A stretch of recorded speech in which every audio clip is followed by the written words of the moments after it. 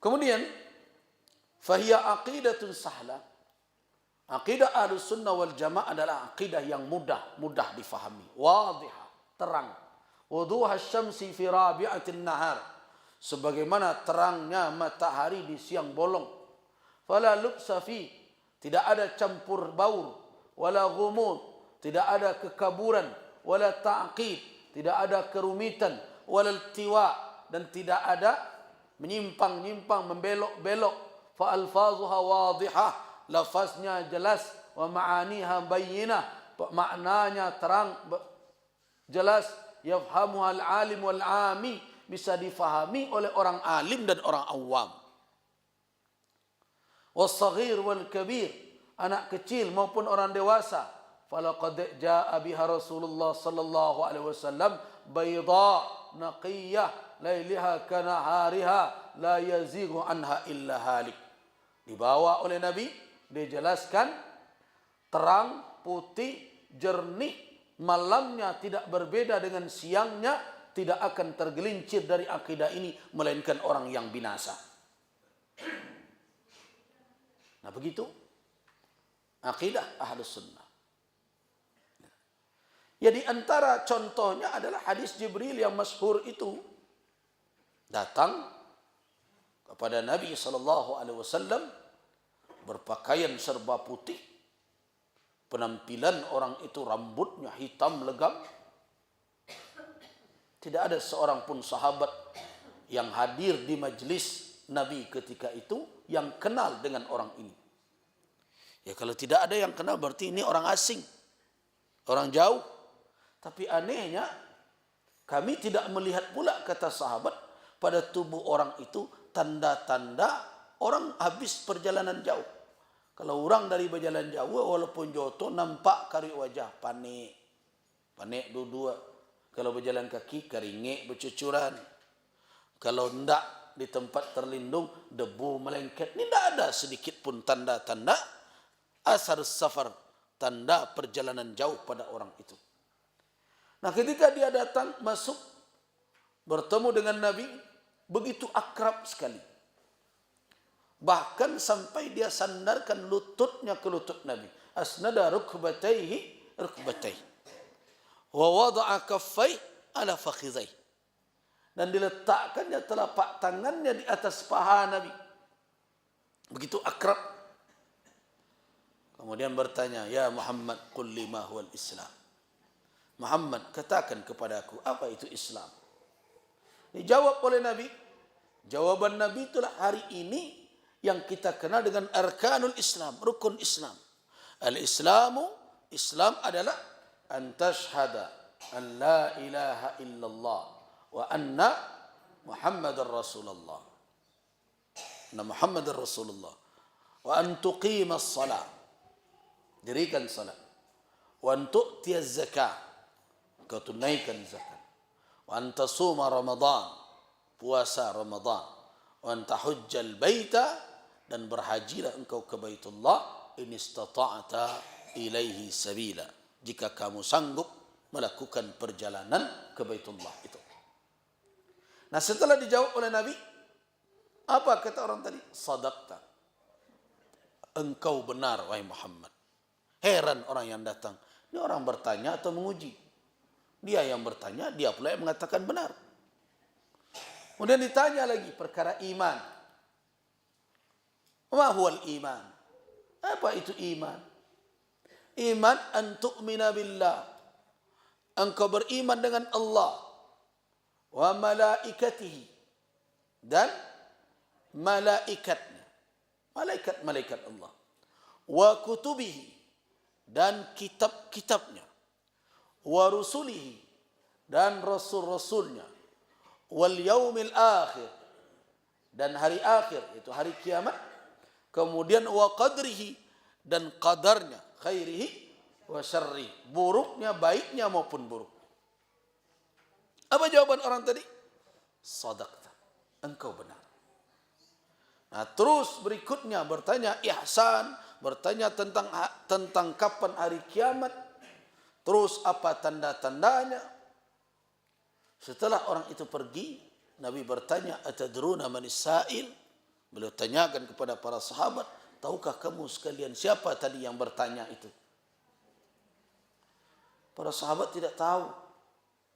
Mereka menyerahkan kepada Rasulullah wa rasuluhu a'lam. Allah dan Rasul yang lebih tahu. Kami tidak tahu siapa itu ya Rasulullah. Kata Nabi, dzaka Jibril.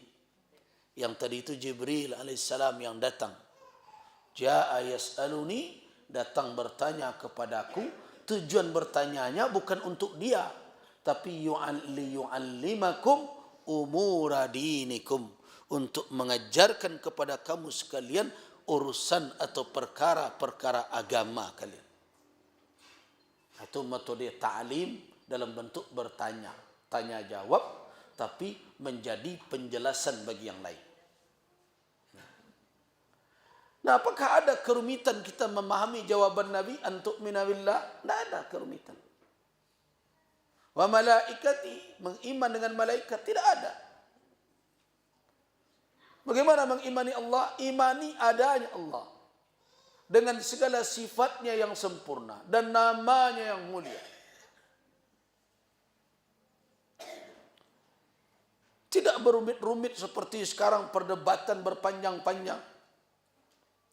Makanya akidah Islamiyah yang sekarang diwarisi oleh akidah oleh Ahlus Sunnah wal Jamaah adalah akidah yang mudah difahami. Ketika seseorang ditanya, "Aina Allah?" kata Nabi kepada seorang Arab Badui, "Di mana Allah?" Orang itu menunjuk, "Fis sama'," di langit. Tidak ada Nabi menyesatkan orang ini. Dan tidak ada perdebatan di zaman sahabat apakah Allah itu di langit atau Allah itu ada di mana-mana, tapi tidak dimakan oleh jihad yang 6. Perdebatan-perdebatan seperti itu kapan munculnya? Kemudian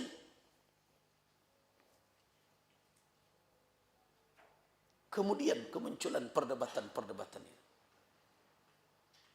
Di masa Nabi SAW, di masa sahabat, keimanan sederhana, Allah istiwa, bersemayam di atas arsy. Ya sudah, diyakini begitu. Tapi dengan keyakinan apa? Laisa kamitslihi syai'.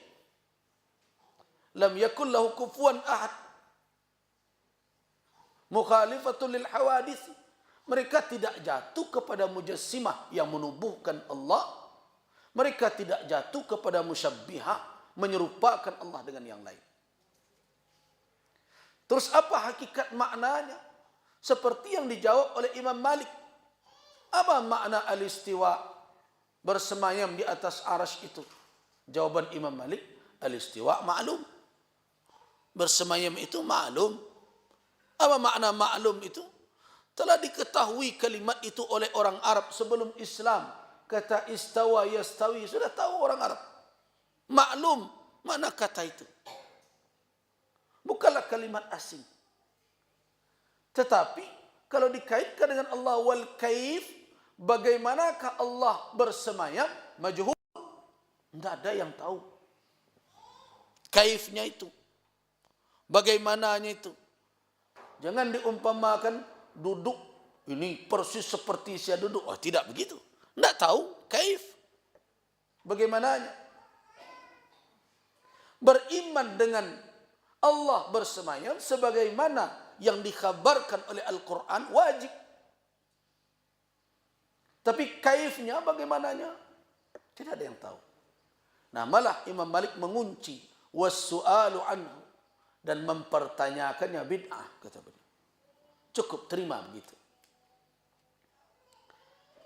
Nah, kemudian datanglah orang mulai memperdebatkan.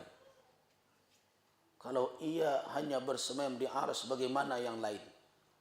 Padahal yang dipikirkan oleh yang sedang berdebat ini adalah bumi, tempat tinggal.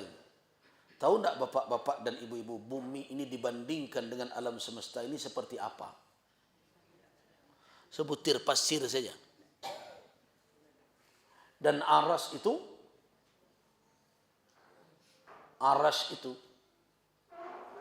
mana yang lebih besar arsy Allah dibandingkan bumi? Nah, Kemudian dia mengira bahwa kalau Allah bersemayam di arsy, nanti dia tidak ada di utara bumi. Bumi ini kecil.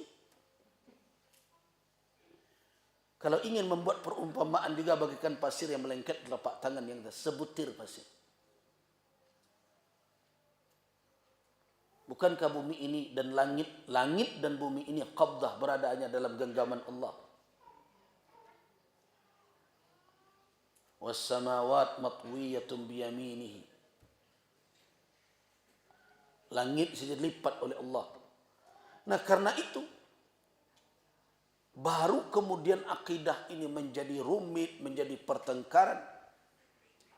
Terjadi perdebatan filosofis adalah kemudian hari. Pada asalnya akidah tauhid tidak serumit yang sekarang diperdebatkan orang.